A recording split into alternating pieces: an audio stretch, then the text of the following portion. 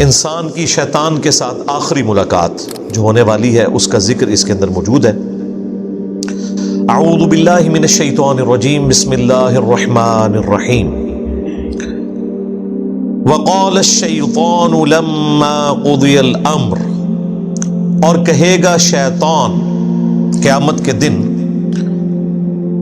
جب کہ سب کا فیصلہ ہو چکے گا، یعنی جنتی جنت میں پہنچ گئے، جہنمی جہنم میں چلے گئے، اللہ تعالیٰ کی طرف سے الٹیمیٹ ڈیسیژن ہو گیا، اس کے بعد شیطان بھی اپنے ماننے والوں سے خطاب کرے گا، ان اللہ وعدکم وعد الحق، دیکھو بے شک اللہ تعالیٰ نے جو وعدہ تم سے کیا تھا دنیا میں وہ تو تھا سچا وعدہ۔ کیا وعدہ تھا؟ کہ جو میرے نبیوں کی پیروی کرے گا میں اسے ہمیشہ کی جنتوں میں داخل کروں گا، اور جو انبیاء کی نافرمانی کرے گا اس کا ٹھکانہ الٹیمیٹلی جہنم کی آگ ہونے والی ہے۔ وَلِعَوْذُ بِاللَّهِ تَعَالَى اللہم اجرنا من النار، اللہم انا نسألک جنت الفردوس مع النبیین والصدیقین والشہداء والصالحین، آمین۔ تو شیطان کہے گا دیکھو اب تو حق واضح ہو چکا ہے، بے شک جو اللہ نے تم سے وعدہ کیا تھا نا وہ پورا کر دیا، جو جنتیوں کے حق میں وعدہ کیا تھا اہل ایمان کے حق میں وہ بھی درست ثابت ہو گیا، اور جو جہنمیوں کے لیے اہل کفر کے لیے وعدہ کیا تھا وہ بھی پورا ہو گیا۔ وَوَعَدْتُكُمْ فَأَخْلَفْتُكُمْ، اور جو میں نے تم سے وعدہ کیا تھا تو میں اپنے وعدے کی خلاف ورزی کرتا ہوں، یعنی میں نے کیا وعدہ کیا تھا دنیا میں لمبی امیدیں دلائی ہوئی تھی۔ ایک تو ڈائریکٹلی وہ لوگ ہیں جو شیطان کی عبادت کرنے والے لوگ ہیں، ایک وہ جو اہل ایمان میں سے ہوں یا اللہ کے ماننے والے ہیں، ان کو بھی شیطان لمبی امیدیں دلاتا ہے کہ ابھی کافی زندگی پڑی ہے، اللہ کے راستے پہ آ جاؤں گا ایک نہ ایک دن، اور یوں انسان دنیا سے اچانک اچک لیا جاتا ہے، اور اس کی زندگی میں وہ لمحہ نہیں آتا کہ جب وہ واقعتاً اللہ تعالیٰ کا تابع فرمان ہو کر زندگی کو بسر کرے۔ تو یہ شیطان جو ہے وہ جھوٹے وعدے اس کو دلاتا ہے۔ ایک اور وعدہ جو شیطان دلاتا ہے کہ اللہ تعالیٰ بڑا غفور رحیم ہے، معاف کر دے گا، at the end of the day اس نے سب کو چھوڑ دینا ہے۔ دیکھو کوئی ماں اپنے بچے کو جہنم میں نہیں پھینک سکتی، تو یہ کیسے ہو سکتا ہے کہ اللہ تعالیٰ اپنے بندوں کو جہنم میں پھینکے؟ یہ تو اللہ تعالیٰ کی رحمت کے بھی خلاف ہے۔ یہ بھی شیطان نے جھوٹے وعدے دلائے میں۔ یہ جھوٹے اور فراڈ پہ مبنی وعدے اس لیے ہیں کہ اس طرح کی کوئی تعلیم اللہ تعالیٰ کی طرف سے اپنی کتابوں میں یا اپنے پیغمبروں کے ذریعے انسانیت تک نہیں پہنچائے گی۔ قرآن کا مقدمہ تو بالکل ڈیفرنٹ ہے، اور جو لوگ پہلی دفعہ قرآن کو پڑھتے ہیں ترجمے کے ساتھ اپنی نیٹو لینگویج کے اندر، وہ کہتے ہیں یہ تو کتاب بات ہی کچھ اور کر رہی ہے، اس کا کانفیڈنس لیول ہی بہت ہائی ہے، اور بالکل سٹریٹ فارورڈ کتاب ہے، کوئی لگی لپٹی بات نہیں ہے، ڈائریکٹلی ہے کہ مانو گے بچ جاؤ گے، نہیں مانو گے تو مارے جاؤ گے۔ لیکن شیطان پھر جو غلط امیدیں لوگوں کو دلاتا ہے، اور یہ امید کبھی وہ شخص نہیں اس کے پیچھے چلے گا، اس جعلی اور جھوٹی امید کے پیچھے، جس نے قرآن پڑھا ہوا ہے، اللہ یہ کہ کوئی آنکھیں بند کر لے، ورنہ قرآن کا مقدمہ بالکل ون سائیڈڈ ہے۔ قرآن پڑھنے والا کبھی بھی اس رزلٹ پہ نہیں پہنچے گا کہ اللہ تعالیٰ نے سب کو چھوڑ ہی دینا ہے۔ قرآن میں جو اللہ تعالیٰ کا مزاج بیان ہوا ہے وہ تو سختی والا ہے، سیدھی سی بات ہے، وہاں تو آپ کہیں بھی باطل کو داخل نہیں کر سکتے۔ بالکل 2+2=4 والی بات ہوئی ہے کہ مانو گے تو جنت ملے گی، نہیں مانو گے تو جہنم میں جاؤ گے۔ یہ تھوڑی بہت جو گنجائشیں نکلتی ہیں وہ بھی احادیث میں نکلتی ہیں، وہ بھی کسی درجے میں۔ جو پبلک کے اندر دین چل رہا ہے وہ نہ قرآن میں ہے نہ حدیث کے اندر موجود ہے۔ تو یہ شیطان جو لمبی لمبی امیدیں دلاتا تھا، تو شیطان کہے گا کہ میں نے بھی دنیا میں تم سے وعدہ کیا تھا، تو آج میں وہ ٹروتھ ریویل کر رہا ہوں کہ لو جی میں تو مکر گیا جی اپنے وعدے تو، وہ تمام جھوٹی امیدیں جو میں نے تمہیں دلائی ہوئی تھی آج میں اس کے خلاف چلتا ہوں۔ انہی امیدوں میں سے ایک امید یہ بھی ہے کہ جو کچھ بھی ہیں تیرے محبوب کی امت سے۔ اب یہ باتیں کیا صحابہ کرام کو، آل البیت کو نہیں پتہ تھی؟ لیکن ان کی زندگیاں تو خوف خدا سے عبارت ہیں۔ خود اللہ کے محبوب صلی اللہ علیہ وآلہ وسلم نے جس سختی کے ساتھ اپنی امت کو سمجھایا ہے وہ تو بالکل ون سائیڈڈ مقدمہ ہے۔ بخاری مسلم دونوں میں حدیث ہے، اللہ کے محبوب صلی اللہ علیہ وآلہ وسلم نے فرمایا، دیکھو اپنے مال کی زکوٰۃ ادا کرنا، اللہ کا حق جو ہے وہ دینا، مال غنیمت میں خرد برد نہ کرنا، بیت المال کے اندر بے ایمانی نہ کرنا۔ ایسا نہ ہو کہ قیامت کے دن تم میں سے کسی شخص کی گردن پہ اونٹ سوار ہو اور وہ چیخ رہا ہو، اغثنی یا رسول اللہ، یا رسول اللہ میری مدد فرمائے، میں تمہارے کچھ کام نہیں آؤں گا، میں نے جو کچھ بتانا تھا تمہیں دنیا میں بتا دیا۔ ایسا نہ ہو کہ کسی شخص کی گردن پہ اس کی گائے سوار ہو جس کی اس نے زکوٰۃ ادا نہیں کی، اور وہ چیخ کے کہہ رہا ہو، اغثنی یا رسول اللہ، یا رسول اللہ میری مدد کیجئے، میں تمہارے کچھ کام نہیں آؤں گا، میں نے دنیا میں جو تمہیں بتانا تھا بتا دیا۔ پھر نبی اسلام نے مختلف چیزیں گنوائی، کسی کی گردن پہ بکری سوار ہو۔ آپ حیران ہوں گے، جب ہم میٹرک میں پڑھتے تھے تو ہم نے یہ بیج لگایا ہوتا تھا، اغثنی یا رسول اللہ، یا رسول اللہ میری مدد فرمائے، اور جس حدیث سے یہ جملہ نکالا ہوا ہے اس حدیث میں تو یہ ہے کہ یا رسول اللہ میری مدد فرمائے، اور رسول اللہ کیا کہیں گے، میں نے دنیا میں جو بتانا تھا وہ بتا دیا۔ بالکل الٹ چل رہا ہے معاملہ۔ پھر بخاری مسلم میں وہ مشہور زمانہ حدیث، جب اللہ تعالیٰ نے قرآن میں سورہ شعراء میں فرمایا نا کہ اپنے قریبی رشتہ داروں کو ڈر سناؤ، تو نبی اسلام نے ایک ایک رشتہ دار کو بلایا، اے نبی کے چچا عباس، میرے مال سے جو لینا ہے لے لے، اگر اللہ کے حضور پکڑا گیا تو میں تیرے کچھ کام نہیں آؤں گا۔ اے نبی کی پھوپھی صفیہ، میرے مال سے جو لینا ہے وہ لے لے، اگر اللہ کے حضور تو پکڑی گئی تو وہاں میں تیرے کچھ کام نہیں آؤں گا۔ اے نبی کی بیٹی فاطمہ، میرے مال سے جو لینا ہے وہ لے لے، یعنی دنیا میں اس کا مالک ہوں، لیکن اگر اللہ کے حضور تو پکڑی گئی تو میں تیرے کچھ کام نہیں آؤں گا۔ حالانکہ سیدہ فاطمہ ڈیفینیٹلی جنتی عورتوں کی سردار ہیں۔ بیسیکلی ان کو سینٹرڈ کر کے ہمیں بتایا جا رہا تھا کہ اگر کوئی فراڈیا آپ کو یہ کہے کہ میرے سلسلے میں بیعت ہو جاؤ، میں تمہیں جنت میں اپنے ساتھ لے کے جاؤں گا، تو آپ نے سمجھ لینا ہے کہ ایک کہانی ہے۔ بالکل،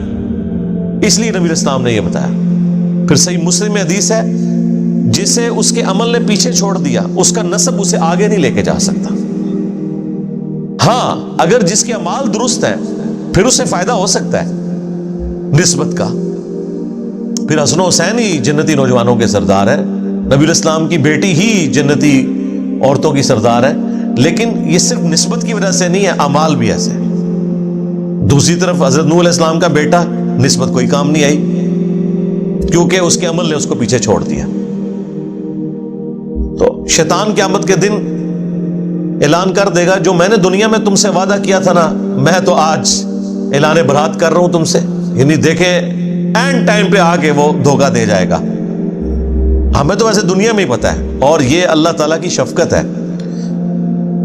کہ اس نے اس دنیا میں آخرت کی فلم چلا دی ہے۔ یعنی یہ ہونے کے بعد اگر پتہ چل رہا ہو تو انسان کہے گا کاش مجھے دنیا میں پتہ چل جاتا نا، تو میں اپنا راستہ درست کر لیتا۔ تو سرکار دنیا میں پتہ چل چکا ہے، پیپر آؤٹ ہو چکا ہے، اس کے جوابات بھی بتا دیے گئے ہیں، صرف پیپر نہیں آؤٹ ہوا، جواب بھی بتا دیے گئے۔ اب کوئی شخص خود ہی بدبخت ہے کہ وہ پیغمبروں کا راستہ چھوڑ دے اور شیطان کے راستے کے اوپر چلے۔ ابھی تو جناب ذرا اگلے الفاظ سنیں، وَمَا كَانَ لِيَ عَلَيْكُمْ مِن سُلْطَانٍ، اور مجھ میں تو ایسی کوئی قدرت نہیں تھی تمہارے معاملے میں کہ میں تم پر کوئی زور زبردستی کر سکتا، إِلَّا أَن دَعُوتُكُمْ، سوائے اس کے کہ میں تمہیں دعوت دیتا تھا۔ لے جی، یہ مقدمہ بھی بالکل کلیئر ہے کہ جو لوگ دنیا میں کہتے ہیں کہ ہم سے شیطان نے یہ کام کروایا اور اس کی پلی لیتے ہیں، کیا خود ہوتا ہے، شیطان نے اس حوالے سے تو کروایا ہوتا ہے کہ وہ دعوت دیتا ہے، اس حوالے سے شیطان نے نہیں کروایا ہوتا کہ وہ زبردستی کرواتا ہے۔ یہ ذہن میں رکھیے گا، وہ صرف دعوت دیتا ہے۔ وہ تو یوسف علیہ السلام نے بھی کہا تھا کہ شیطان نے میرے بھائیوں اور میرے درمیان جدائی کر دی، لیکن یوسف علیہ السلام کے کہنے کا مقصد یہ نہیں تھا کہ میرے بھائی بے قصور ہیں، نہ، انہوں نے معافی مانگی ہے، دعوت دی شیطان نے، ظاہر شیطان نے تو دعوت دینی ہے۔ تو یہاں پر واضح ہے کہ شیطان قیامت کے دن کہے گا کہ مجھے تم پر کوئی زور نہیں تھا سوائے اس کے کہ میں تمہیں صرف بلاتا تھا برائی کی طرف، اور دنیا میں اچھائی کی طرف بلانے والے لوگ اور وہ سگنلز زیادہ آتے ہیں آپ کی زندگی میں ایز کمپیئر ٹو برائی کے۔ اگر آپ لسٹ ڈاؤن کریں اپنے بچپن سے لے کے جوانی تک، ماں باپ، رشتہ دار، ٹیچرز، دوست، احباب، زیادہ تر لوگ آپ کو اچھائی کی طرف بلا رہے ہوتے ہیں۔ وہ لوگ بھی جو خود برائی پہ چل رہے ہوتے ہیں نا، وہ بھی آپ کو اچھائی کا ہی درس دے رہے ہوتے ہیں۔ تو سگنلز تو وہاں سے بھی آ رہے ہوتے ہیں۔ یہ تو انسان کی اپنی مرضی ہے نا کہ وہ اچھا سگنل لیتا ہے یا برا سگنل لیتا ہے۔ تو شیطان صرف دعوت دیتا تھا دنیا میں، زور کوئی نہیں تھا۔ اس کو میں ایک مثال سے سمجھاتا ہوں اکثر،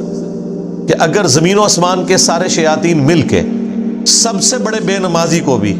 نماز پڑھنے سے روکنا چاہے، اور دوسری طرف گورنمنٹ کی طرف سے اناؤنسمنٹ ہو جو مسجد کی پہلی صف میں جماعت سے نماز ادا کرے گا اسے $1000 دیے جائیں گے، دوسری صف والے کو $500، تیسری صف والے کو $300، تو سارے شیاطین مل کے بھی ایک بے نمازی کی نماز نہیں چھڑوا سکتے۔ پھر وہ شیطان کا زور کہاں چلا گیا؟ اس وقت بھی شیطان دعوت دے رہا ہوگا، لیکن جب انسان کو اپنا نفع نقد نظر آ رہا ہے نا، تو شیطان تو شاہی کوئی نہیں سرکار، جدو نفع نقد نظر آ جائے۔ تو اللہ کے جو کمیٹڈ بندے ہیں، اللہ کے اولیاء ہیں، اللہ کے نیک بندے ہیں، اللہ کا خوف رکھنے والے لوگ ہیں، انہیں آخرت بھی نقد نظر آ رہی ہوتی ہے اپنے سامنے، اس لیے وہ اس طرح کے گناہوں سے بچ جاتے ہیں، برائی کے اعمال سے بچ جاتے ہیں، اور نیکیوں پہ ان کو استقامت نصیب ہو جاتی ہے۔ اس کا سائملٹینیس کنٹراسٹ، اگر گورنمنٹ یہ اناؤنسمنٹ کرے کہ جس نے فجر کی نماز جماعت سے نہ پڑھی اسے 15 منٹ کے لیے ایک گرم تندور میں الٹا لٹکایا جائے گا دنیا کے اندر ہی، پھر بھی آپ دیکھیں کوئی شخص سستی کا شکار نہیں ہوگا۔ اگر واقعی ایسا ہو جائے، آپ اپنے ملکوں میں دیکھ لیں، یہاں کے بگڑے ہوئے لوگ جب یورپ اور امریکہ میں جاتے ہیں کوئی قانون کی خلاف ورزی نہیں کرتے، انہیں پتہ ہے یہاں پہ سگنل توڑنے کے اوپر اتنا بڑا جرمانہ ہے، اور وہاں 15-20 سال گزارنے کے بعد پاکستان میں جیسے ہی لینڈ کرتے ہیں تو فوراً یہاں پہ قانون توڑنا شروع کر دیتے ہیں۔ دنیا میں بھی ہم نے دیکھ لیا کہ جب چیک ہوتا ہے نا آپ کے اوپر، فزیکل چیک، پھر یہ انٹلیکچوئل جو چیک ہے یہ خود بخود ختم ہو جاتا ہے۔ جو مرضی آپ کو برائی کی طرف ابھارے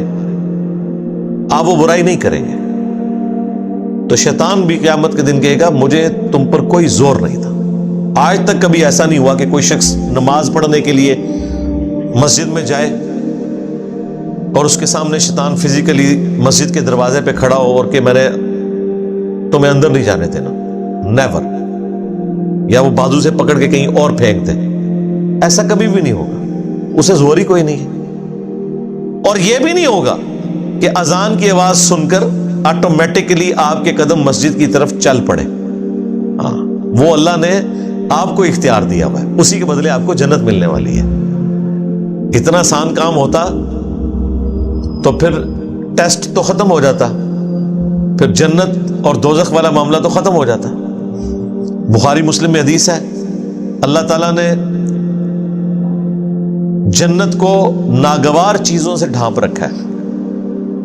اور دوزخ کو خوشگوار چیزوں سے ڈھانپ رکھا ہے،